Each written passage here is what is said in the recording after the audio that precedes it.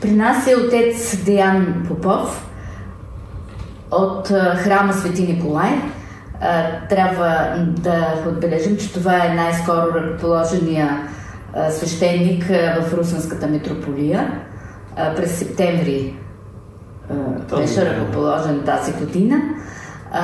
И на хубавия празник Никулден имаме удоволствието да разговаряме с него. Това, което предстои, за да ви предполагаме за това, което сте ме поканили, наближаващия празник, с който честваме паметта на Свети Николай Мирликийски чудотворец. Той е патрон на нашия храм. Нашия храм е известен още в град Русе и като Руската църква, въпреки че той много отдавна не е под юрисдикцията на Руската патриаршия, но така е известен поради факта, че преди около 100 години, след гражданската война, която се води в съветска вече Русия по това време, много белогвардейски офицери, свещеници идват в България. Част от тях идват и в нашия град. И този храм е изграден от тях и първоначално е служил като тяхна църква.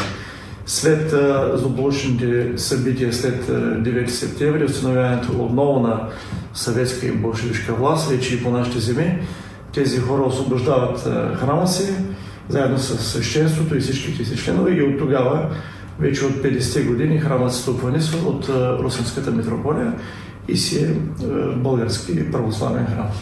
Така че е необходимо да отдадем почита и на тези хора, които са изградили тази света обителна, която ползваме и до ден днешен. Няколко думи за празника. Ще се проведе празнична вечерня в петък вечерта на 5 с предстоятелството на епископ Макари, който ще обслужи празнична вечерня и петоглевие след това, така че вярващите могат да заповядат още от петък вечерта от 17 часа. А в съботния ден, който е празника, на 6 ще се отслужи утрена и света литургия, която ще започне от 9 часа. И предполагам, и там така ще има доста хора, които ще се включат молитвено в нашето богослужение. Всички свещеници от храма, които сме 4 в момента, ще присъстват и ще отслужат. Литургията ще се предстоява от отец Стефан.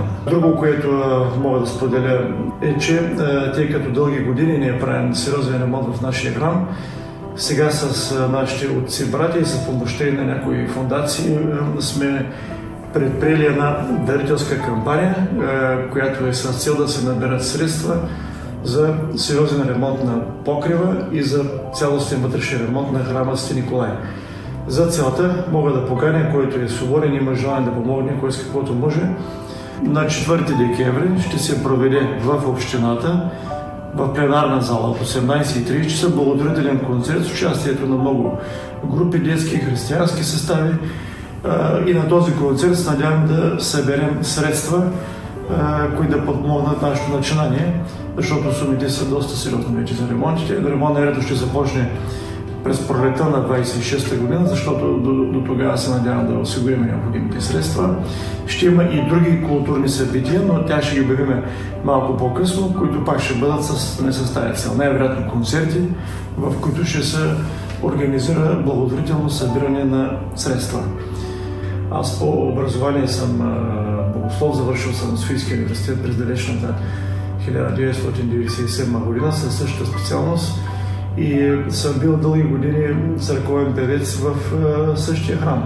А първоначално като студент бях и певец и хорист в катедралния храм Света Троица в Русе. Така че аз съм свързан с църквата, но не като служител. Другото, което е важно да се спомене, е, че аз съм от свещеническо семейство. Дядо ми, бащата на моята майка, отец Йордан Христов, беше известен свещеник в град Русе, пенсионира се като еврейски свещеник на квартал Долапите и се ползва с голямо уважение сред вярващите и сред братята си. Той почина през далечната 1991 година, но знаеше, че вече съм поел по пътя на богословското си образование. Господ се избира сам неговите служители. Не може да има голямо желание да служим, но ако Господ не ви избере и не ви подскаже, няма да има това нещо и като развитие. Около 50-та си годишнина така имах някакви леки притеснения, не съм имал в работата никакви затруднения, слава Богу, бизнесът ми е успешен и нали, все още се издържам основно от тази дейност, но просто почувствах вътрешно, че сега ако не приема свещенство, вече на по-късна възраст няма да е удачно, защото тази професия, независимо, че съм го учил като образование, изисква някаква подготовка, изискваше от мен да положа някакви усилия. Време вода отдела време и от работата си, който също включваше и най-често и уикенди, и събота и неделя. Така че все пак човек получава някакъв допълнителен стрес, който може да го понесе при определена възраст. Бихте ли разказали за семейството си? Те как гледат на вашето ново поприще? Значи гледат с пълна подкрепа и с пълно разбиране. Първо, масово хората не са запознати, но за да приеме човек свещенство, се изискват доста документи, които се подават при митрополита. Между тези документи има и няколко декларации, които подписва лично съпругата. Така че тя, ако не е съгласна, ако не е запозната с бъдещите ангажименти на нейния съпруг, няма как да случат тези неща. Отделно, тя, макар че не приема църковна титла и сам, към нея вече се обръщат с обращението презвитера, което означава, че тя е съпруга на презвитер. Така че и нейният живот трябва да служи за някакъв пример. Няма как тя да не е вярваща или, не дай се Боже, да не е кръстена, пък да бъде съпруга и свещеник. Това е абсурдно. По отношение на нашите деца, две деца имаме големи вече. Големия ни син е в Германия студент, 22 годишен. Малкият ни е семинарист в Софийска духовна семинария. Тръгнал е вече по моя път. Там е вече трета година, в момента е 10 клас.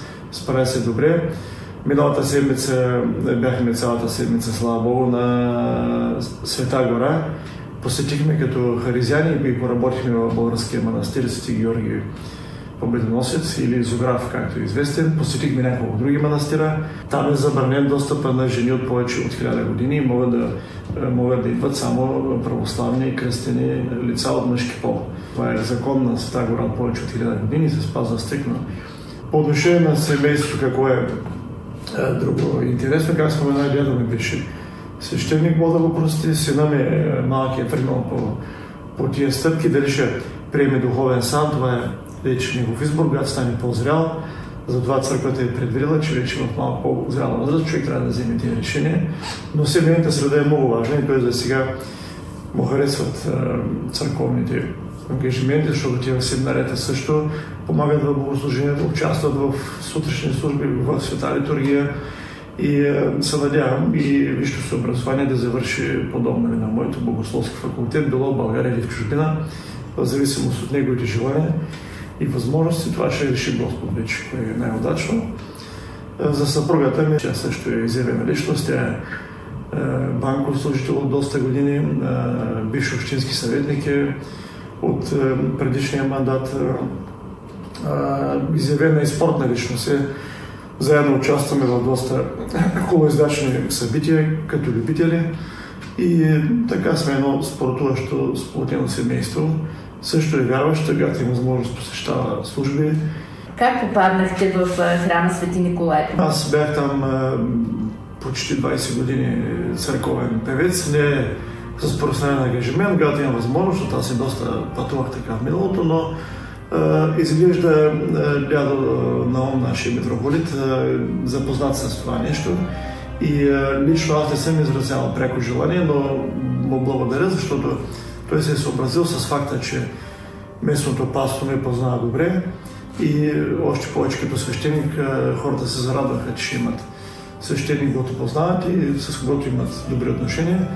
Никой свещеник не може да определя кой къде да служи, било в града или в село, без решението на местния митрополит. Във връзка с празника, известен сред народа като Николоден, а всъщност честваме паметта на Свети Николай Мирликийски, искам да поздравя гражданите на град Русе с този хубав светец, който да имаме честта да бъде патронен светец на нашия храм. Той е един изключително силен светец, казва се Николай Мирликийски, защото е бил архиепископ в град Мира. Това е древния град Мира, който се намира в Мала Азия, в момента е на територията на Република Турция. Там той е бил владика извършва много чудеса и преживя. После мощите му през 11 век са пренесени в град Бари. И в момента в италиански град Бари, който посети, може да извърши поклонение в тяхната катедрала на мощите на Свети Николай. Това, което виждаме на иконите на неговия образ с бялата брада и с специфичното лице, което е изрисувано, над 90% отговаря на автентичния образ на архиепископа Свети Николай, защото на база на съвременно такива методи, чрез томографски анализ върху тлебните му останки, казахме, ще са запазени почти изцяло, е възстановен реалният му образ, какъв е бил преди повече от 1600 години. И ние вече знаем точно как е изглеждал. И това е един от малкото светци, които се отговарят напълно на образа на иконата. Тоест, ние като се кръстим, като целуваме иконата на Свети Николай, реално виждаме истинския светец, както е живял преди повече от 16 века. Приканвам граждани, които имат възможност, в събота и неработен ден да заповядат от 9 часа започва Свята литургия в нашия храм Свети Николай.